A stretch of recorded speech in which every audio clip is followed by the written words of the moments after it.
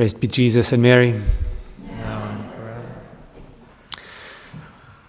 To start this brief reflection, let me just go back to the collect, the prayer we said at the beginning of Mass.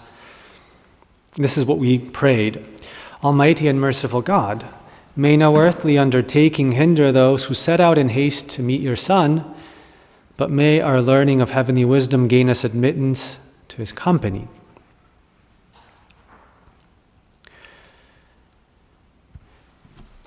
In Advent, we fix our attention on God, who by his nature is a God who comes. Years and years ago, Benedict XVI put it well in just one sentence, and I love this sentence. Every time Advent comes around, I remind myself of it, and I use it in a homily. Benedict XVI said, "Awaken, remember that God comes not yesterday, not tomorrow, but today, now." The importance of living in the present moment. God comes at every moment. He comes now. He didn't just come yesterday. He's not just going to come tomorrow. He's coming now in the present moment. And he makes it our responsibility to prepare ourselves, to make straight his path, by removing the obstacles that are in the way. And these obstacles can be reduced to one, sin, and specifically mortal sin and venial sin.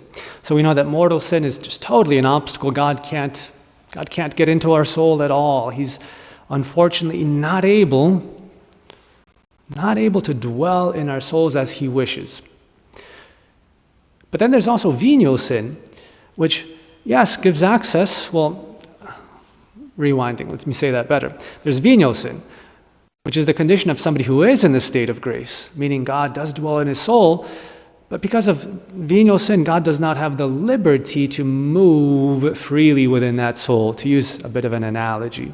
God is impeded, he's hindered, he cannot freely operate in that soul, because there are attachments, there are sins, venial sins. So I'll use an example that really happened to me years ago, and I think it's a good image. Good visual image of what it is to be attached to venial sin. Okay, because venial sin, after of course mortal sin, are the biggest obstacle to holiness. And I'm going to use this example and then just explain a little bit more about how important it is to avoid venial sin, especially deliberate venial sin. That's what I'm talking about. So the image, years and years ago, long before I was a priest and before I even became a friar, I had a friend and I was visiting him once, and I knocked on the door of his room. I opened and I tried to get in, but I was surprised to find just the most cluttered room that I had ever seen in my whole life. Like, literally, I was just shocked because the floor was just covered with every possible thing you could imagine. Like, every square inch of the floor space was covered with something. So, needless to say, I couldn't get very far into his room. I couldn't hasten to meet him. He couldn't hasten to meet me. We were just both stuck in this clutter. He was sitting at his desk. All he could do was just look at me and say, hey, and I could just look at him and say, how do I get in? And there was that clutter in the way. There was way too much stuff in the way.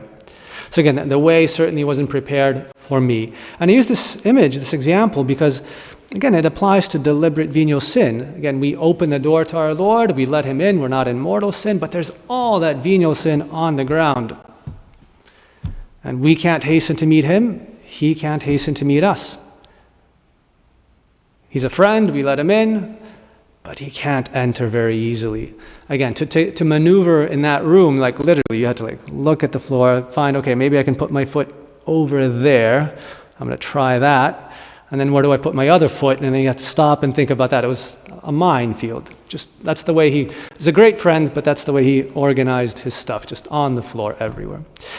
So, venial sin, again, the biggest obstacle to holiness after mortal sin. And if you recall, there was a priest a while ago, often Ani de Bitien, Father Thomas Dubay, and one of the things that I remember him emphasizing over and over again, he says, okay, if you want to make a good resolution, if it's Lent or Advent or just a good spiritual resolution, how about this? Give up your deliberate venial sins. And he would always preach about that. Just Think of the sins that you're attached to, the deliberate venial sins, the ones you know you're committing and you want to keep on committing and you don't want to let go of. Deliberate ones. Think of those. Give those up. Okay, that's a great resolution. Break those attachments. Get rid of that clutter. What are the typical examples? We frequently, if we stop, we should examine ourselves. Okay, we frequently deliberately judge others. Yeah, I know I shouldn't judge that other person, but I don't like him, so I will judge him. It feels good to condemn that other person in my mind, And we don't make an effort to stop the venial sin. We frequently make more effort to justify it. He probably judges me, so I get to judge him. Whatever. Deliberate judgments, deliberate lack of charity, deliberate retaliations. He was nasty to me, I'm going to be nasty back to him. And then we make excuses. I do a lot of other good things. I pray a lot, I do a lot of charity work, I volunteer, so I can be nasty to this person, just this one individual who kind of is just outside of the rules of the gospel. He's not lovable, I get to judge him, I get to be nasty to him. Deliberate, again, gluttony, laziness, distractions in prayer.